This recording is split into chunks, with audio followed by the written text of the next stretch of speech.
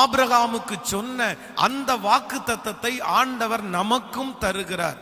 என்ன வாக்குத்தத்தம் என்றால், நான் உன் பேரை பெருமைப்படுத்துவேன் என்று ஆண்டவர் நமக்கு வாக்கு கொடுக்கிறார். இந்த ஜெபத்திலே இருக்கிற அநேக தேவனுடைய பிள்ளைகள், உங்களுடைய பேர் பெருமைக்காக நீங்கள் பல முயற்சிகளை எடுத்து தோற்று போயிருக்கலாம். எல்லா இடத்திலையும் போகிற இடத்திலெல்லாம் உங்கள் பெயர் அவ்வளவு பெரிய பெயராய் சொல்லப்படாமல் இருக்கலாம். உங்களுடைய பெயர் பெருமைப்படுத்தப்படாமல் இருக்கலாம். நீங்கள் பல நாட்கள் எதிர்பார்க்கலாம். நீங்கள் சொல்லலாம், என்னுடைய படிப்புல கூட என்னுடைய பெயர் பெருமைப்படுத்தல, என் ஸ்கூல் லைஃப்ல என் பேர் பெருமைப்படுத்தப்படல, அதற்கு பிறகு என்னுடைய காலேஜ் லைஃப்ல கூட என்னுடைய பெயர் பெருமைப்படுத்தப்படவில்லை, இப்போ என்னுடைய குடும்ப வாழ்க்கையிலையும் நான் என்னுடைய பெயர் ஒன்றும் பெருசா பெருமைப்படுத்தப்படல அப்படின்னு நிறைய பேர் அப்படிப்பட்ட எதிர்பார்ப்போடு இருக்கலாம். ஆனால் ஆண்டவர் இன்றைக்கு வாக்கு கொடுக்கிறார், உங்களுடைய பேரை பெருமைப்படுத்துவது அவருக்கு லேசான காரியம். ஆண்டவர் சொல்லுகிறார், உன் பேரை நான் பெருமைப்படுத்துவேன் என்று ஆபிரகாமுக்கு கர்த்தர் வாக்கு கொடுத்த தெய்வம், அவர் வாக்கு மாறவே இல்லை. ஆபிரகாமுடைய பேரை ஆண்டவர் பெருமைப்படுத்தினார். சோதோமுடைய ராஜாக்களுக்கு முன்பாய் ஆண்டவர் ஆபிரகாமுடைய பேரை பெருமைப்படுத்தினார். அது மட்டுமல்ல, சகல ஜனங்களும், இன்றைக்கு இந்த உலகத்திலே வாழ்கிற அத்தனை கிறிஸ்தவ ஜனங்களும் இந்த ஆபிரகாமுடைய பெருமையை, ஆபிரகாமுடைய கீழ்ப்படிதலை, ஆபிரகாமுடைய ஆசீர்வாதங்களை, அவன் விசுவாசிகளுக்கு தகப்பன் என்கிற ஒரு மிகப்பெரிய பேரோடு இன்றைக்கும் நம்மத்திலே அவன் இருக்கிறான். சோ ஆண்டவர் ஒரு மனுஷனுடைய பேரை பெருமைப்படுத்த வேண்டும் என்று நினைத்தாரே, ஆனால் நான் நம்புறேன் அநேக தலைமுறைகள் அவர்களை குறித்து பேசுகிற அளவிற்கு அவர்களுடைய பேரை பெருமைப்படுத்துவார். ஒருவேளை இந்த சத்தத்தை கேட்கிற நிறைய ஆண்டவருடைய பிள்ளைகள், என் பெயர் அவ்வளவு கெட்டு போய் கிடக்குது பாஸ்டர், என் பேரை பெருமைப்படுத்தின இடத்துல அவமானப்படுத்தி விட்டாங்க, என் பேரு அவ்வளவு நல்ல பேரா இல்ல, என்னுடைய தெருவில் என் பேரு நல்ல பேரா இல்ல என்கிற ஒரு குழப்பத்தோடு கவலையோடு இந்த இடத்துல வந்திருக்கலாம். ஆனால் ஆண்டவர் வாக்கு கொடுக்கிறார், வெகு சீக்கிரத்தில் உன் பேரை ஆண்டவர் பெருமைப்படுத்துவேன் என்று வாக்கு கொடுக்கிறார். எத்தனை பேர் விசுவாசிக்கிறீர்கள்? அந்த பேரை எந்த இடத்திலே நீங்கள் இழந்து போனீர்களோ, எந்த இடத்திலே அந்த பேர் உங்களை விட்டு போய்விட்டதோ, அந்த இடத்திலே அந்த பேரை ஆண்டவர் திரும்பவும் நிலைநாட்டுவேன் என்று இன்றைக்கு ஆண்டவர் தீர்க்க தரிசனமாய் ஆண்டவர் உங்களோடு சொல்லுகிறார். பேரை, நம்முடைய பேரை பெருமைப்படுத்துவதற்கு அநேக பிள்ளைகள் முயற்சி எடுக்கிறார்கள். எப்படியாவது என் பேர் பெருமைப்படுத்தப்படணும், 4 பேர் என்னுடைய பேரை எப்படியாவது பேசணும் அப்படின்னு எல்லாம் நினைச்சு அதிகமாய் அதற்காக பிரயாசப்படுகிறார்கள். சிலர் அரசியல்வாதிகளை இடத்துல போறாங்க, சிலர் இன்னும் பெரிய பெரிய ஆபீசரை வந்து தங்களுடைய பேரை அவர்கள் கொண்டு வர வேண்டும் என்பதற்காக அவர்களை தேடி போறாங்க. ஒன்று நினைத்து கொள்ளுங்கள் ஆண்டவருடைய பிள்ளைகளே, கர்த்தருடைய பிள்ளைகளுடைய பேரை உலகத்தில் இருக்கிற எந்த நபர்களும் உங்க பேரை பெருமைப்படுத்த முடியாது, உங்க பேரை உயர்த்த முடியாது. நீங்க அவர்களை தேடி அவங்க என்ன பெருமையா பேசுவாங்க, அவங்க என்ன பெருமையா பேசுற நாள் வரும் அப்படின்னு அவர்களுக்காக ஓடுகிறதை ஆண்டவருடைய பிள்ளைகள் தயவு செய்து விட்டு விடுங்கள். சில நேரத்துல நமக்கு அப்படிதான் தோணும். அது 1000 பேரோடு நம்ம உட்கார்ந்துட்டு இருக்கும் போது அந்த 1000 பேரை நடத்துகிற அந்த மனுஷன் நம்முடைய பேரை சொல்ல மாட்டாரா? அந்த ஃபேக்டரியினுடைய முதலாளி நம்ம பேரை சொல்ல மாட்டாங்களா? இந்த இடத்துல ஏன் பேர் உச்சரிக்கப்படாதா? நிறைய பேருக்கு அந்த ஆசைகள் உள்ளுக்குள்ள இருக்கும். நான் சொல்றேன், அந்த ஆசை இருக்கிறது நிச்சயமா தப்பு இல்லைங்க, தப்பு இல்லை. அந்த ஆசை நமக்கு இருக்கும் போதுதான் நம்ம நிறைய பேர் பர்ஃபெக்டா வேலைகளை செய்கிறோம். அந்த நமக்கு கையில கொடுக்கப்பட்டிருக்கிற பொறுப்புகளை நம்ம உத்தரவாதமாய் செய்கிறோம். அப்போ அந்த ஆசை இருக்கிறது தவறல்ல, ஆனால் தன்னுடைய பெயர் பெருமைப்பட வேண்டும் என்கிறதற்காக ஆண்டவருடைய பிள்ளைகள் ஒரு நாளும் மனுஷனை நீங்க டிபெண்ட் பண்ணிடவே கூடாது. நிறைய பேர் செய்கிற மிகப்பெரிய தவறு என்ன அப்படின்னா, தன்னுடைய பெயர் பெருமைப்படுத்த வேண்டும் என்பதற்காக மனுஷனை தேடி தேடி போவாங்க. மனுஷனிடத்துல ப்ளீஸ் பண்ணிட்டே இருப்பாங்க. மனுஷனுக்காக எதை வேண்டும் என்றாலும் செய்வார்கள். அந்த பேரை சம்பாதிக்கிறதுக்காக ராத்திரி பகலா உழைப்பாங்க. தன்னுடைய குடும்பத்தை அவங்க கவனிக்க மாட்டாங்க. தங்களுடைய வேலையை அவங்க சரியா பார்க்க மாட்டாங்க. இன்னும் நிறைய பேரு அந்த பேரை பெருமைப்படுத்துறதற்காக தன்னுடைய சரீரத்தை கூட அவங்க கவனமா இருக்க மாட்டாங்க. சரீரத்தை அவங்க பார்க்க மாட்டாங்க. ஆவிக்குரிய வாழ்க்கையை பார்க்க மாட்டாங்க. திருச்சபையை பார்க்க மாட்டாங்க. வேத வசனம், ஜெப வாழ்க்கை எதையுமே பார்க்காம அந்த மனுஷன் தங்களை பெருமைப்படுத்தணுன்ற ஒரே காரணத்திற்காக அந்த மனுஷனையே தேடி ஓடி கடைசில நிறைய பேர் வெறுமையாய் அனுப்பப்பட்டு வருகிறார்கள். வெறுமையாய் திரும்புகிறார்கள். அந்த நபர் இவங்களுடைய பேரை உச்சரிக்க விரும்புறதில்லை. அந்த நபர் அத்தனை நன்மையை பெற்றுக்கொண்டு இவர்களுடைய பேரை அவரே தனக்காக எடுத்துக் கொள்ளுகிறார்கள். இவங்க செய்த அத்தனையும் அவங்க தனக்காக எடுத்துக் கொள்றாங்க. அப்படி ஒருவேளை இந்த ஜெபத்தில் இருக்கிற யாரோ ஒரு தேவனுடைய பிள்ளை சோர்ந்து போய் இந்த இடத்துல வந்திருக்கலாம். பாஸ்டர், நீங்க எனக்காக தான் அந்த வார்த்தையை பேசுறீங்க. நான் தான் அப்படிப்பட்ட ஒரு சூழ்நிலை. என்னுடைய பெயர் பிரஸ்தாபம் மார்க்க வேண்டும் என்பதற்காக நீங்க சொன்னது மாதிரி எல்லாத்தையுமே நான் உழைச்சிட்டேன். என் வாழ்க்கையே நான் கொடுத்துட்டேன். என் பேர் அவங்க பெருமைப்படுத்துறதற்காக என் வீட்டை கூட நான் கவனிக்கல. ஆனா ஒன்று மட்டும் நினைத்துக் கொள்ளுங்கள், மனிதன் உங்களுடைய பேரை பெருமைப்படுத்த முடியாது. அப்படி ஒருவேளை உங்களை ஒரு மனிதன் பெருமைப்படுத்த வேண்டும் என்று நினைத்தால் கூட அது ரொம்ப நாளைக்கு அது நிச்சயமா உங்களுக்கு நிக்கவே நிக்காதுங்க. ஆண்டவர் ஆசீர்வதிக்காம, ஆண்டவர் ஒரு இடத்துல உங்களுடைய பேரை பிரஸ்தாபப்படுத்தாம எந்த மனுஷனாலும் உங்களுடைய பேரை பிரஸ்தாபப்படுத்த முடியவே முடியாது. ஆண்டவர் ஒருவர் தான் நம்மை தூக்கி நிறுத்த வேண்டும். மோசேயை குறித்து வேதம் சொல்லுகிறது, மோசே எந்த இடத்திலும் ஜோஷுவாவுடைய பேரை அவன் பிரஸ்தாபப்படுத்தவே இல்லை. ஜோஷுவா பெரிய ஆளு, ஜோஷுவா என்னை விட அதிகமா ஜெபம் பண்றாளு, அவன் நான் ஆண்டவரோட பேசி கொண்டிருக்கும் போது அந்த மலையிலே தனியாக அவன் இருந்தான் அப்படின்றத குறிச்சு யாரும் அவ்வளவு சாக்ரிஃபைஸ் பண்ணவன் தான் இந்த ஜோஷுவா. ஆனா மோசே எந்த வார்த்தையுமே அவனை குறிச்சு சொல்லவே இல்லை. ஆனா வேதம் சொல்லுகிறது, ஆண்டவர் சகல ஜனங்களுக்கு முன்பாகவும் ஜோஷுவாவை தலையை ஆண்டவர் உயர்த்தினார். அவனுடைய பேரை பெருமைப்படுத்தினார். வேதம் சொல்லுகிறது, எல்லா ஜனங்களும் அவனுடைய வார்த்தைக்கு கீழ்ப்படிந்து நடந்தார்கள். அப்போ இன்றைக்கு ஒரு தீர்மானம் எடுங்க. இந்த மாசத்துல என் பேரை நான் சொல்றேன், உங்க ஓனருக்காக உழைக்க வேண்டியது அவசியம்தான். உங்களுடைய மேனேஜருக்காக நீங்கள் செய்ய வேண்டியது அவசியம்தான். ஆனா அதே நேரத்துல என்ன இவங்க பெருமையா பேசுவாங்கன்றதற்காக ஆண்டவருடைய பிள்ளைகள் உங்களுடைய நாட்களை வீணடிக்கவே வேண்டாம். உங்களை பெருமைப்படுத்துறவர் யார் தெரியுமா? நீங்க மறைவிடத்துல ஜெபிக்கும் போது, நீங்க அந்தரத்துல நீங்க ஆண்டவருடைய சமூகத்துல ஜெபிக்கும் போது ஆண்டவரை உயர்த்தி உயர்த்தி உயர்த்தி, ஆண்டவரை பெருமைப்படுத்தி பெருமைப்படுத்தி பெருமைப்படுத்தி, யாருமே இல்லாத ஒரு இடத்துல ஆண்டவரை உயர்த்த உயர்த்த நான் நம்புறேன், அறை வீட்டுக்குள்ளே இருக்கிற உங்களை ஆண்டவர் வெளியரங்கமாய் கொண்டு வருவார். உங்க பாதங்களை ஆண்டவர் மலையின் மேல நிற்க பண்ணுவார். சோ இன்றைக்கு இந்த 1ஆம் தேதி நீங்க எடுக்க வேண்டிய ஒரு மிகப்பெரிய தீர்மானம் என்னன்னா, ஆண்டவரே என் பேரை பெருமைப்படுத்துவதற்கு மனுஷனால முடியாதப்பா, அரசியலால முடியாதப்பா, எங்களுடைய சொந்தக்காரங்களால முடியாதப்பா. என் பேரை பெருமைப்படுத்துகிறவர் யார் என்றால் கர்த்தர் ஒருவரே என் பேரை பெருமைப்படுத்துகிறவர்.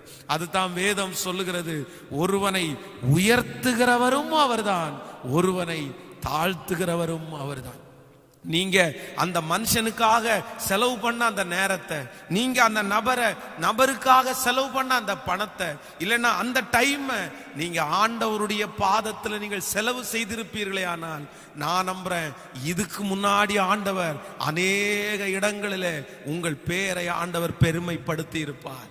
உங்கள் தலையை நிமிர பண்ணி இருப்பார். நீங்கள் பெருமையாய் பேசப்படுகிற நபர்களாய் மாறி இருப்பீர்கள். ஆனா நீங்க அப்படி செய்யல.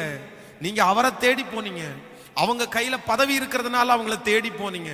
அவங்க கையில கனம் இருக்கிறதுனால, அவங்க கையில செல்வாக்கு இருக்கிறதுனால, அவருடைய கையிலே மனிதர்கள் இருக்கிறதுனால நம்ம நிறைய பேர் அவங்கள டிபெண்ட் பண்ண ஆரம்பிச்சிட்டோம். இல்ல இல்ல இல்ல இல்ல, அவங்க கையில இருக்கிற பதவி ஒரு நாள் எடுக்கப்படும்.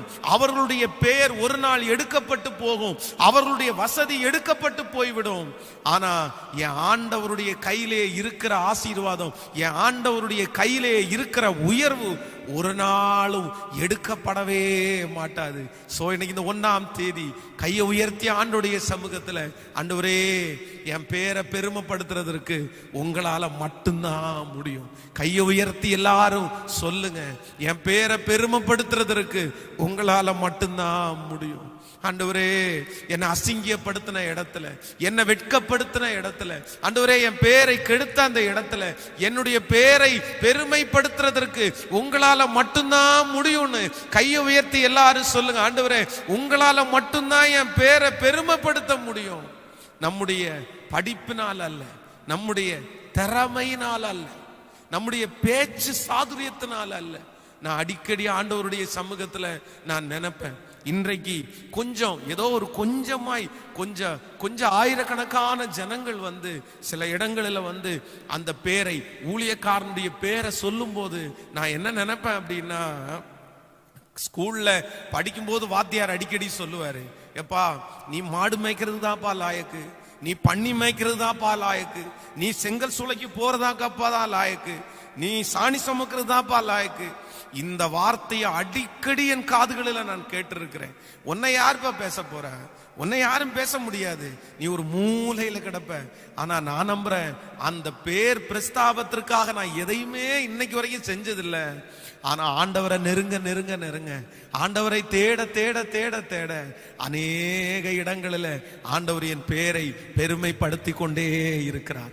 அந்த தேவனாகிய கர்த்தர் தான் இன்றைக்கு 1ஆம் தேதி உங்களை பார்த்து சொல்லுகிறார், மகளே உன் பேரை நான் பெருமைப்படுத்துவேன், மகனே உன் பேரை நான் பெருமைப்படுத்துவேன். நீ இன்றைக்கு வேதனையோடு இந்த ஜெபத்திலே உட்கார்ந்து கொண்டிருக்கிறாய், நீ கண்ணீரோடு உட்கார்ந்து கொண்டிருக்கிறாய். வெகு சீக்கிரத்திலே ஒரு நாள் வரும், அன்றைக்கு உன் பேரை ஆண்டவர் பெருமைப்படுத்துவேன் என்று கர்த்தர் வாக்கு கொடுக்கிறார். நீ மனிதனை அல்ல, மனிதனை அல்ல, கர்த்தரையே நோக்கிப்பார். ஹல்லேலூயா. இன்றைக்கு ஒரு 3 காரியங்களை உங்களோடு சொல்லி உங்களுக்காக ஜெபிக்க போகிறேன். ஆண்டவர் ஒரு தேவனுடைய பிள்ளையினுடைய வாழ்க்கையிலே எங்கெல்லாம் ஆண்டவர் உங்க பேரை பெருமைப்படுத்துவார் என்கிறதை குறித்து ஆண்டவர் என்னுடைய இருதயத்திலே பேசின ஒரு சில வார்த்தைகளை உங்களோடு சொல்லி உங்களுக்காக நான் ஜெபிக்க ஆசைப்படுகிறேன். முதலாவதாக ஒரு வசனத்தை நம்ம வாசிக்க போகிறோம், எடுத்துக்கொள்ளலாம். ஆதியாகமம் 26ஆம் அதிகாரம் 28வது வசனம். ஆதியாகமம் 26ஆம் அதிகாரத்திலே 28வது வசனத்தை வாசிக்கலாம். 27 28 வாசிக்கும் போது, அப்பொழுது ஈசாக்கு அவர்களை நோக்கி, ஏன் என்னிடத்தில் வந்தீர்கள்? நீங்கள் என்னை பகைத்து என்னை உங்களிடத்தில் இராதபடிக்கு துரத்தி விட்டீர்களே என்றான். அதற்கு அவர்கள், நிச்சயமாய் கர்த்தர் உம்மோடு கூட இருக்கிறார் என்று கண்டோம், ஆகையால் எங்களுக்கும் உமக்கும் ஒரு ஆணை ஏற்பாடு உண்டாக வேண்டும் என்று நாங்கள் நிர்ணயம் பண்ணினோம். 29வது வசனம், நாங்கள் உம்மை தொடாமல் நன்மையே உமக்கு செய்து உம்மை சமாதானத்தோட அனுப்பிவிட்டது போல நீரும் எங்களுக்கு தீங்கு செய்யாதபடிக்கு உம்மோட உடன்படிக்கை பண்ணிக்கொள்ள வந்தோம். நீர் கர்த்தரால் ஆசீர்வதிக்கப்பட்டவராமே என்றார்கள். நன்றாய் கவனிங்கள் ஆண்டவருடைய பிள்ளைகளே, இந்த இடத்திலே ஈசாக்கை குறித்து நமக்கு தெரிந்த ஒரு சம்பவம் எழுதப்பட்டிருக்கிறது.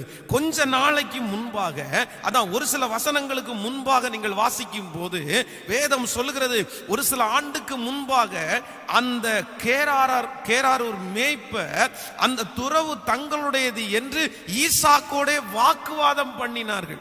அவனை மிகவும் குறைவாய் பேசினார்கள், தரக்குறைவாய் பேசினார்கள். நீ என்ன பெரிய பலசாலியா? உங்க அப்பா தோண்டின துறவா, அத நீ வந்து தூர் வாரிட்டியா? நீ அவ்வளவு பெரிய பலசாலி எல்லாம் கிடையாது, நீ என்னை விட்டு போய்விடு அப்படின்னு சொல்லி அவர்கள் அவனை குறைவாய் பேசினார்கள்.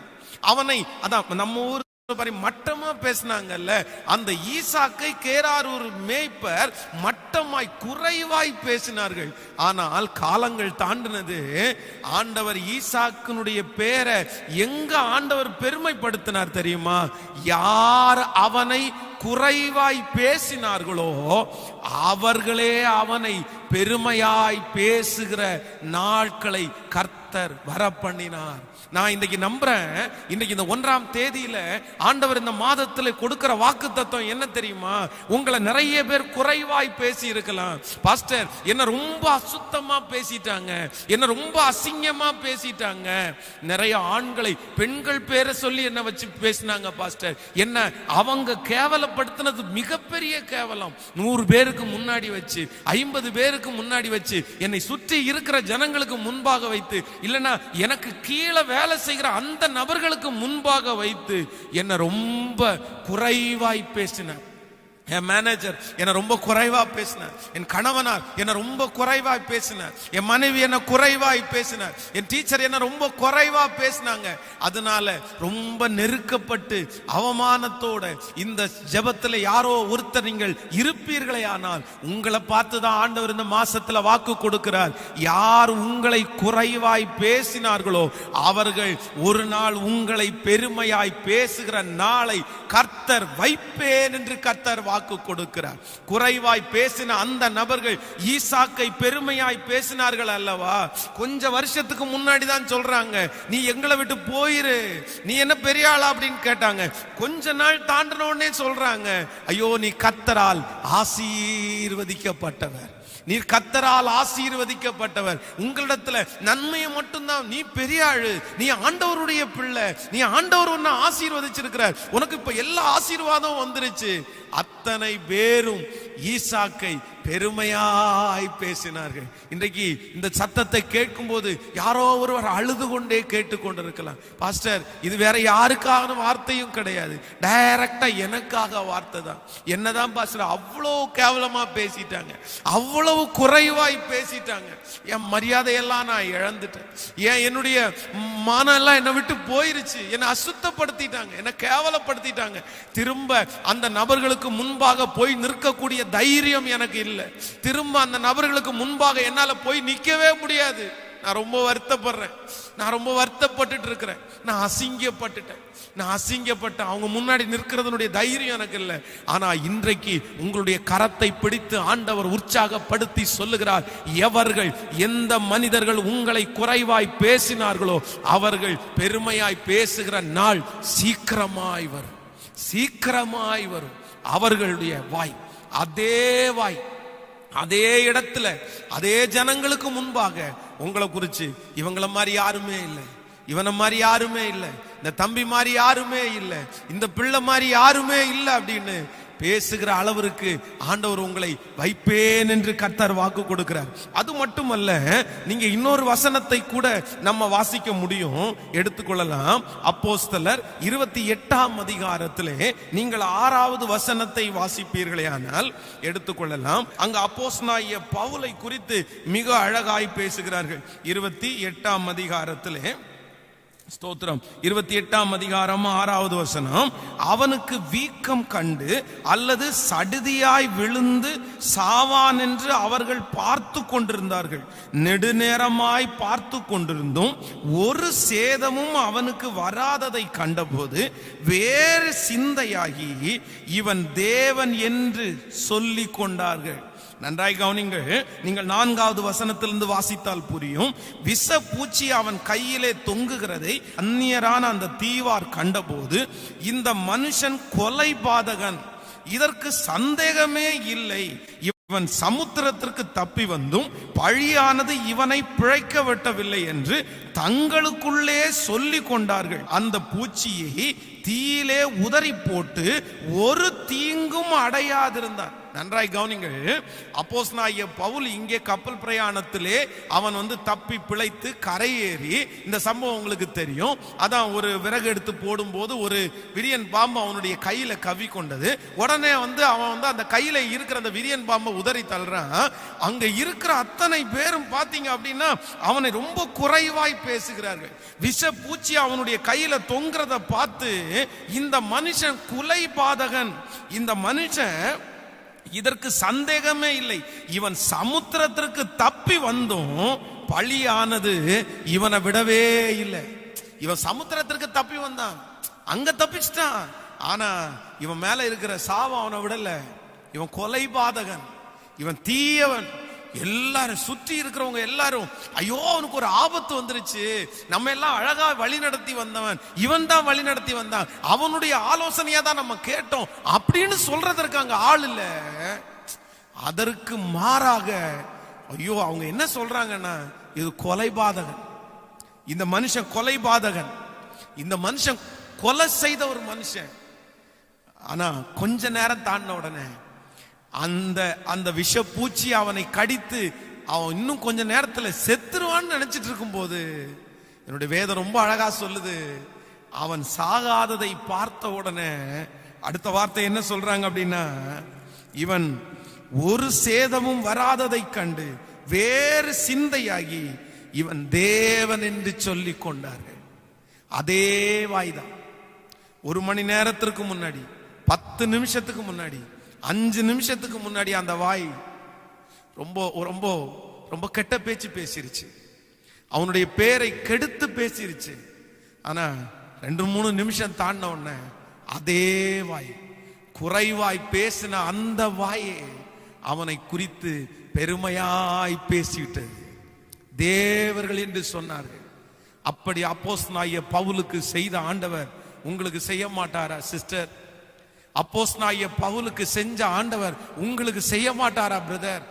நான் ஆண்டவருடைய சமூகத்தில் இருந்து கர்த்தருடைய ஊழியக்காரனாகிய நான் சொல்றேன், எந்த வாய் உன்னை குறைவாய் பேசினதோ அந்த வாய் உன்னை பெருமையாய் பேசுகிற நாளை ஆண்டவர் வைப்பார். அதே நாவு,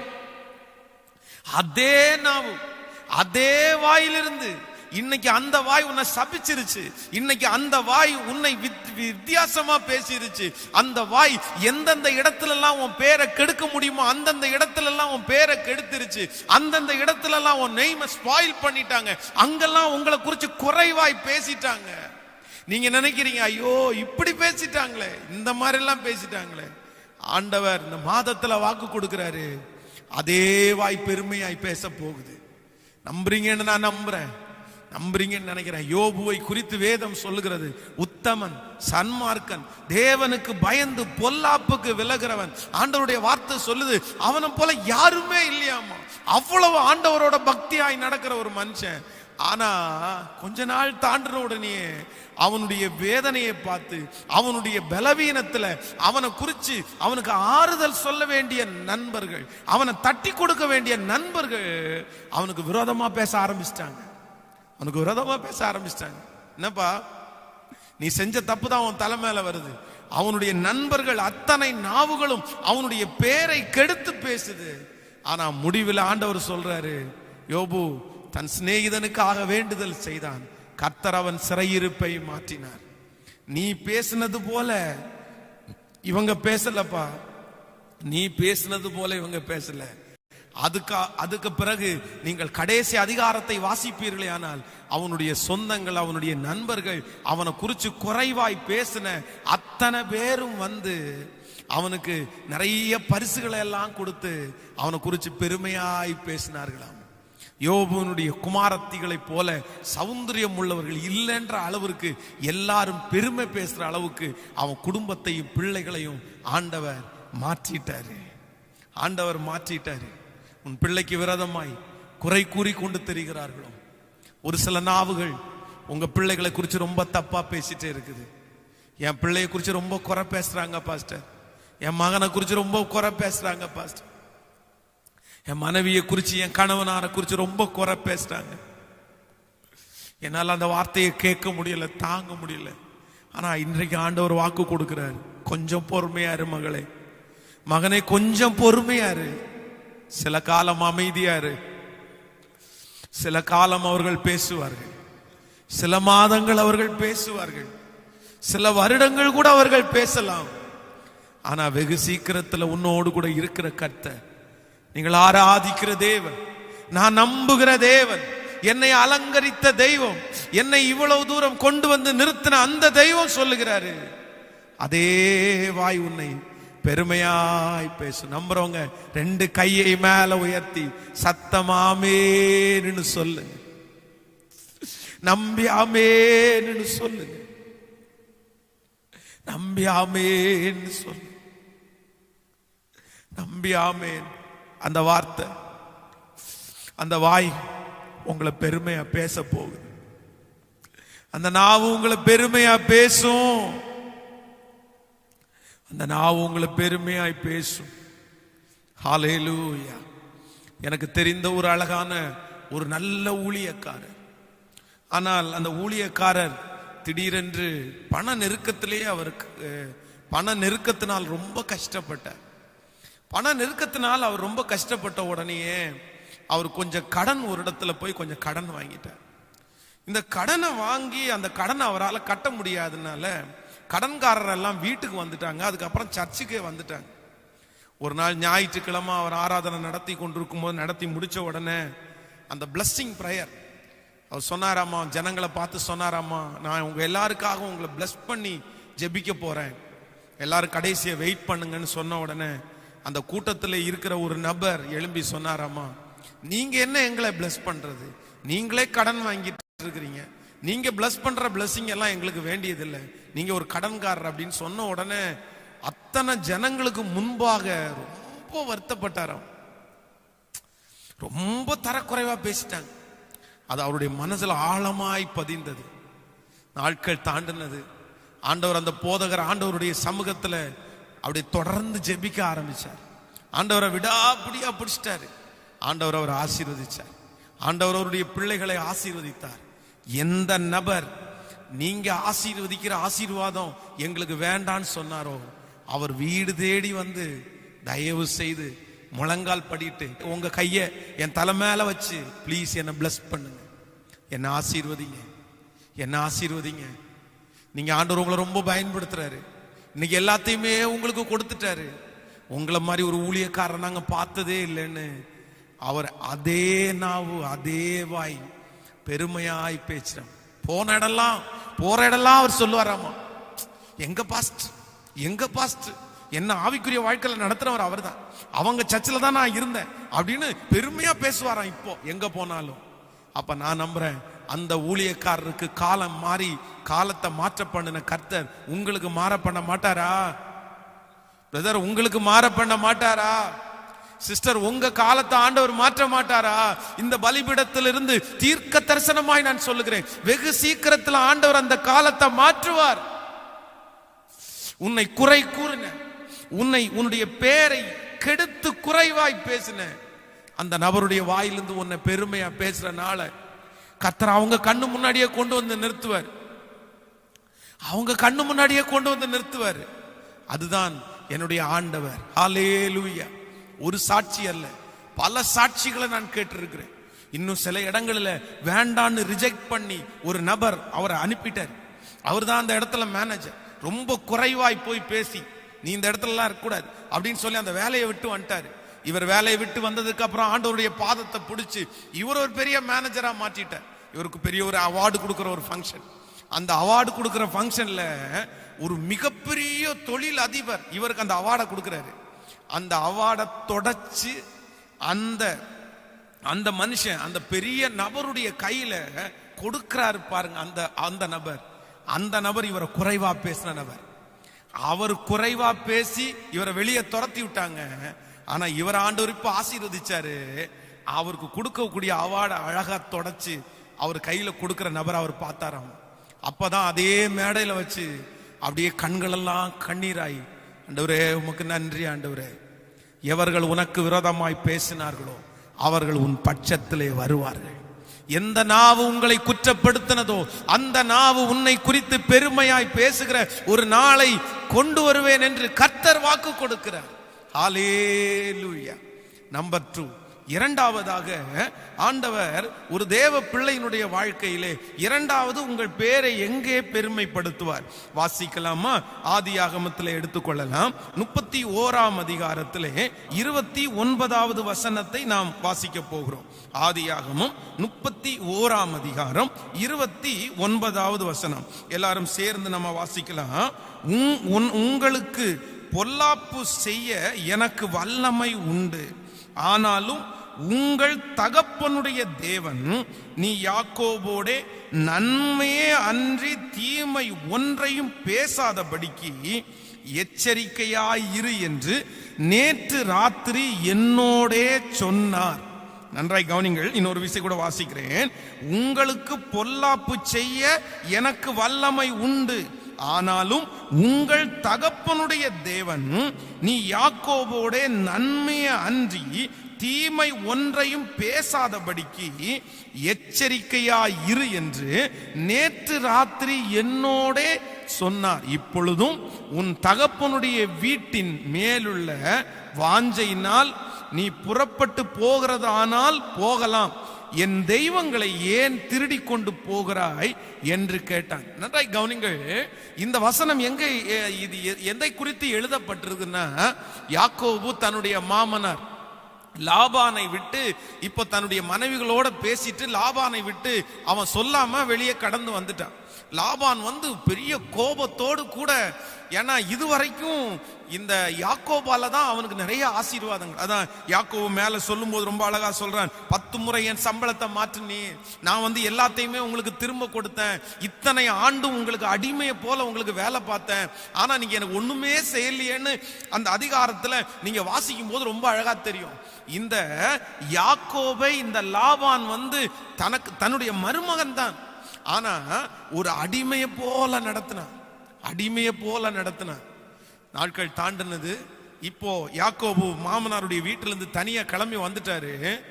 அந்த மாமனார் ரொம்ப ஒரு மிகப்பெரிய கோபத்தோட என்ன பண்றேன் பாரு அப்படின்னு வரும்போது ஆண்டவர் தடுத்து நிறுத்தி சொல்றாரு, இல்ல என் மகனோட நன்மையை தவிர தீமை ஒன்றையும் பேசக்கூடாது. உன்னை திட்டலான் தான் வந்தேன், உன்னை அசிங்கமா 2 வார்த்தை கேட்கலான் தான் வந்தேன், ஆனா நீ சேவிக்கிற ஆண்டவர், நீ வணங்குகிற ஆண்டவர் உன்னை பற்றி அப்படி பேசுறதற்கு எனக்கு அனுமதிக்கல. இந்த இடத்துல ஆண்டவர் எந்த இடத்துல இந்த யாக்கோபனுடைய பேரை பெருமைப்படுத்தினார்னா, நான் நம்புறேன் சொந்தத்துக்கு முன்னாடி ஆண்டவர் அவன் பேரை பெருமைப்படுத்தினார். இந்த சொந்தக்காரனாகிய இந்த லாபான் நினைச்சிருக்கலாம், உன்னை கேட்கறதுக்கு யாருமே இல்லை, உன்னை கேட்கறதுக்கு யார் இருக்கா, உன்னை ஏற்றுக்கொள்றதற்கு யார் இருக்கா. ஒருவேளை அப்படி சொன்னதாக வேதம் சொல்லல, அப்படிப்பட்ட சூழ்நிலைகள் கூட ஒருவேளை வந்திருக்கலாம். உனக்கு அம்மா அங்க அப்பா எல்லாம் அங்க இருக்காங்கப்பா, உனக்கெல்லாம் யார் இருக்கா. எந்த சொந்தக்காரர் அவருடைய பேரை குறைவாய் நினைத்திருந்தாரோ அந்த சொந்த மாமனார் தன்னுடைய மருமகனை குறிச்சு, எப்பா உன்னை அழிப்பதற்கு, உன்னை என்ன வேணாலும் செய்யறதற்கு எனக்கு பலன் இருக்குது, நான் பெரிய ஆளு, நான் இந்த ஊருக்காரன், எனக்கு எல்லா வசதிகளும் இருக்குது, ஆனா உங்கிட்ட இருக்கிற பலன் எல்லா பலத்தை விட, என்னுடைய பலத்தை விட பெரிய பலன் உங்ககிட்ட இருக்கிறத கண்டுபிடிச்சேன். நீ ஆராதிக்கிற தெய்வம், நீ ஆராதிக்கிற தெய்வத்தை குறித்து எனக்கு தெரியும். அந்த தெய்வத்திற்கு முன்பாக யாரும் எதிர்த்து நிற்க முடியாது. அந்த தெய்வமே உனக்கு சப்போர்ட் பண்றாரு, அந்த தெய்வமே உனக்கு துணை நிற்கிறாரு. அதனால உன்னை நான் எதிர்த்து நிற்க முடியாது. இன்றைக்கு இரண்டாவதாக ஆண்டவர் இந்த ஜெபத்தில் இருக்கிற அநேக இடத்துல பேசுகிறாரு. இங்க இருக்கிற நிறைய பேர் இந்த சத்தத்தை கேட்கிறவங்க, உங்க சொந்தங்களுக்கு முன்பாகத்தான் உங்க பேர் கெட்டு போய் கிடக்குது. சொந்தக்காரங்க யாருமே என்ன மதிக்கிறது இல்ல பாஸ்டர், சொந்தத்திற்கு முன்பாக நான் ஒரு ஆளே இல்லை. என் சொந்தக்காரங்க நிறைய பேர் பெரிய ஆட்களா இருக்காங்க, என் சொந்தக்காரங்க நிறைய பேர் பெரிய பெரிய கார்ல வர்றாங்க, அவங்க பெரிய பங்களால இருக்காங்க, ஆனா நான் ஆண்டவரை ஆராதிக்கிற பிள்ளை, நான் ஆண்டவரை தேடி வந்தேன், அவங்களுக்கு முன்பாக நான் குறைபடுத்தப்படுறேன். ஒரு நல்ல நிகழ்ச்சிக்கு போனா எங்க சொந்தக்காரங்க எல்லாம் என்ன ரொம்ப கேவலமா பேசுறாங்க, என்ன அவமானமா பேசுறாங்க. சொந்தக்காரங்களுடைய அந்த வார்த்தை என்னால தாங்கவே முடியல. யாரோ ஒரு தேவனுடைய பிள்ளை இதே வார்த்தையை சொல்லி கொண்டே இருக்கலாம். ஆண்டவர் தீர்க்க தரிசனமாய் உங்களோட கூட தான் ஆண்டவர் பேசுறாரு. எந்த சொந்தக்காரங்களுக்கு முன்பாக உன் பெயர் கெட்டு போனதோ அதே சொந்தக்காரங்களுக்கு முன்பாக உன் பெயரை பெருமைப்படுத்துவேன் என்று ஆண்டவர் சொல்லுகிறார்.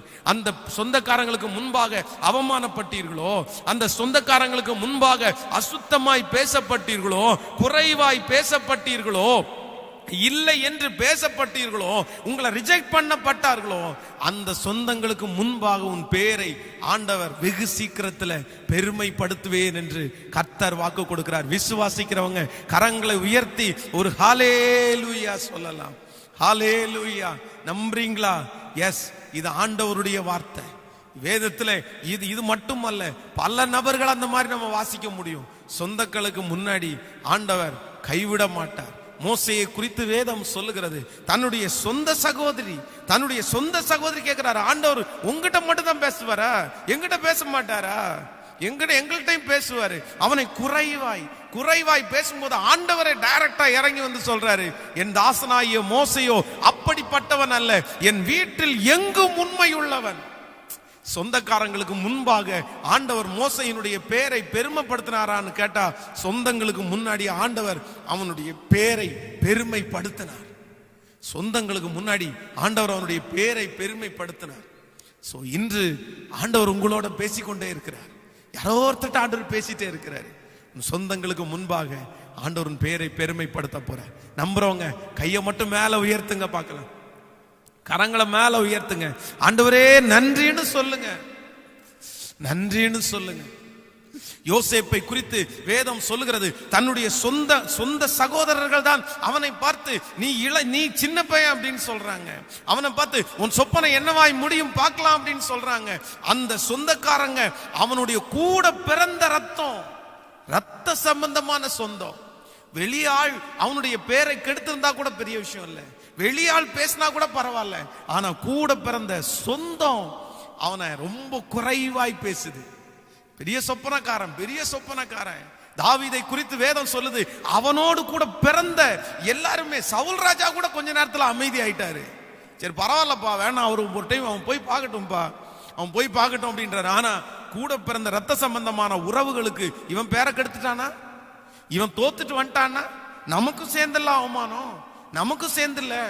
அதான் நிறைய சொந்தக்காரங்க உங்களை பார்க்கறதுக்கு அவமானமா நினைக்கிறாங்க, உங்கள்கிட்ட பேசுறதுக்கு அவமானமா நினைக்கிறாங்க, உங்க பக்கத்துல நிக்கிறதுக்கு அவமானமா நினைக்கிறாங்க.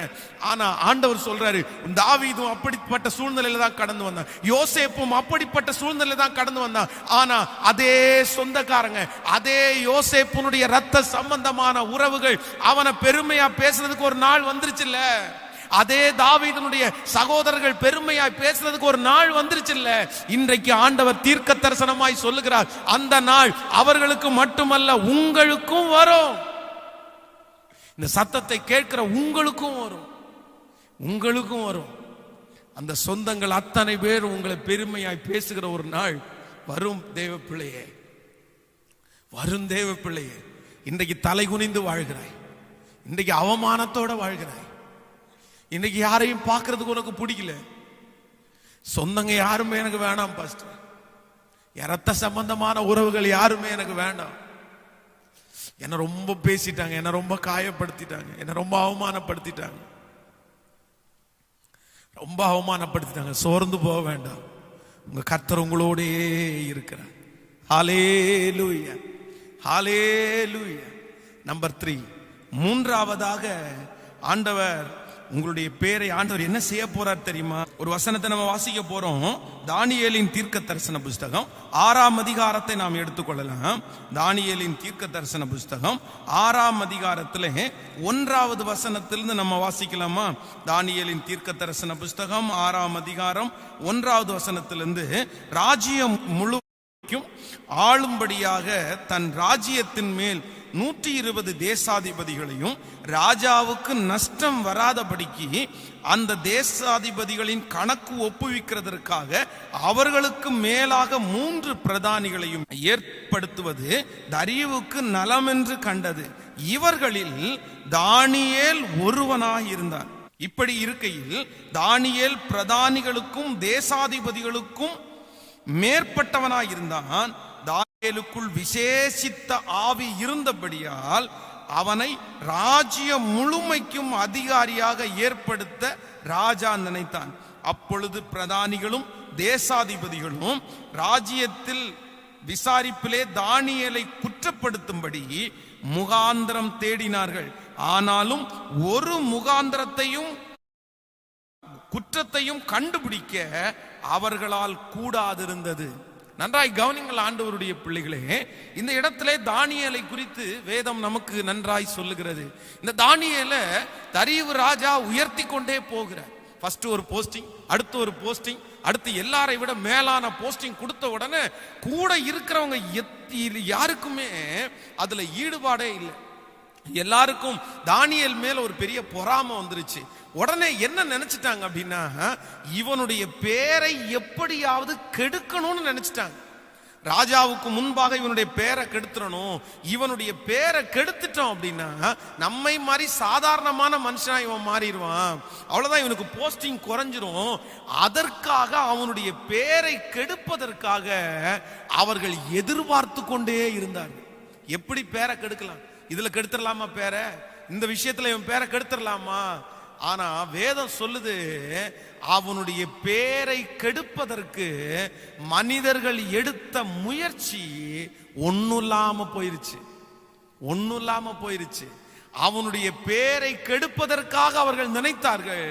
ஆனா பரிசுத்த வேதாகமம் சொல்லுகிறது, அவர்கள் நினைத்து சில நாட்களிலே அவனுடைய பெயர் இன்னும் பிரஸ்தாபமானதே தவிர அவனுடைய பெயரை கெடுக்கவே முடியலங்க. இன்றைக்கு இந்த ஜெபத்தில் இருக்கிற ஆண்டவருடைய பிள்ளைகளே, மூன்றாவதாக ஆண்டவர் உங்களிடத்திலே பேசுகிறார்.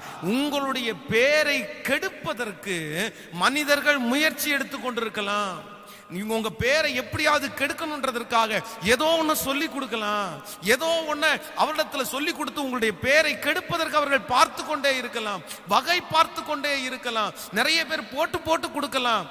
அதனால மனம் உடைந்து நீங்கள் வருவீர்களே, ஆனால் நீங்க அதை குறித்து கவலைப்பட வேண்டாம். உங்களுடைய பேரை கெடுப்பதற்காக அவர்கள் எடுக்கிற முயற்சி ஒன்னும் இல்லாம போயிடும், ஒன்னும் இல்லாம போயிடும். வேலை ஸ்தலத்துல இந்த பிரச்சனையை நீங்க பார்த்துட்டு இருக்கிறீங்களா?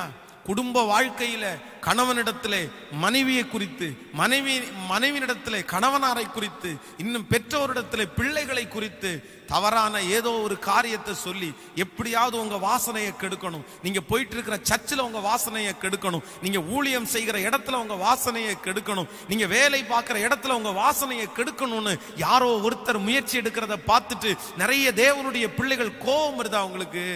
ஆண்டவர் சொல்றாரு, இல்ல இல்ல, நீ கோபப்பட வேண்டாம், அவங்க சொல்லட்டும், அவங்க கெடுக்க நினைச்ச முயற்சி எடுக்கட்டும். தானியேலை குறித்து வேதம் சொல்கிறது, தன்னை சுற்றி இருந்தவர்கள் தன்னுடைய பேரை கெடுப்பதற்காக அவர்கள் ராஜாவினிடத்துல போட்டு கொடுக்க போறாங்கன்னு அவனுக்கு தெரியும். அவனை குறை கண்டுபிடிக்கிறதுக்காக சுத்திட்டு இருக்காங்கன்னு அவனுக்கு தெரியும். ஆனா வேதம் சொல்லுது, அவன் ஒரு நாள் கூட தன்னுடைய பேரை கெடுக்க நினைச்ச மனுஷர்களுக்கு விரோதமாய் அவன் பேசவும் இல்லை, எழும்பவும் இல்லை. நீ சொல்றதெல்லாம் சொல்லுப்பா, நீ ராஜாவிடத்துல போட்டு கொடுக்கறதெல்லாம் போட்டு கொடுக்குப்பா, என்னை குறிச்சு இல்லாததையும் பொல்லாததையும் நீ சொல்லிரு, பரவாயில்ல. ஆண்டவர் என்னை நான் ஆராதிக்கிற கர்த்தர், நான் வணங்குகிற தெய்வம், நீ என்னதான் ராஜாவினிடத்துல தவறாய் என் பேரை கெடுப்பதற்காக போட்டு கொடுத்தாலும் என் ஆண்டவர் அதை வாய்க்க பண்ண மாட்டார், வாய்க்க பண்ண மாட்டார். இன்றைக்கு ஒருவேளை உங்களுடைய தலைவர்கள், உங்களுடைய அதிகாரிகள், உங்களுடைய மேனேஜர்கள், உங்களுடைய கணவனார் ஒருவேளை அவங்க சொல்ற பேச்சை கேட்டுட்டு நம்பி ஒருவேளை உங்களை கஷ்டப்படுத்தலாம். பாஸ்டர், என் பேரை கெடுக்கிறதுக்கு என்னென்னமோ சொல்லி கொடுத்து என் வாசனையை வீசிட்டாங்க, என் கணவனார் இதை புரிஞ்சுக்கல, என் மனைவி இதை புரிஞ்சுக்கல, என் பிள்ளைங்க இதை புரிஞ்சுக்காம என்னென்னமோ நடந்துருச்சு பாஸ்டர். சோர்ந்து போகிறீர்களா? ஆண்டவர் இன்னைக்கு தீர்க்க தரிசனமாய் சொல்லுகிறார், வெகு சீக்கிரத்துல அவங்க சொன்னதெல்லாம் போய், அவங்க சொன்னதெல்லாம் உண்மை இல்லை, அவங்க அந்த பேரை கெடுக்கிறதற்காக இப்படி சொல்லியிருக்காங்கன்றத ஆண்டவர் வெளிப்படுத்துகிற காலம் வரும் என்று ஆண்டவர் வாக்கு கொடுக்கிறார். ஹல்லேலூயா, ஹல்லேலூயா. இன்னைக்கு 3 காரியங்களை ஆண்டவர் நம்மோடு கூட பேசினார். உன் பேரை நான் பெருமைப்படுத்துவேன், உன் பேரை நான் பெருமைப்படுத்துவேன். நம்பர் 1, முதலாவதாக, யார் குறைவாய் பேசினார்களோ அந்த வாய் உங்களை பெருமையாய் பேச போகிறது.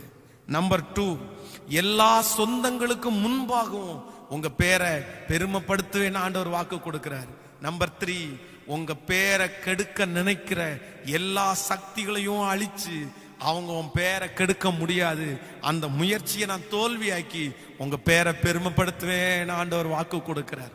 எத்தனை பேர் ஆமோதிக்கிறீங்க?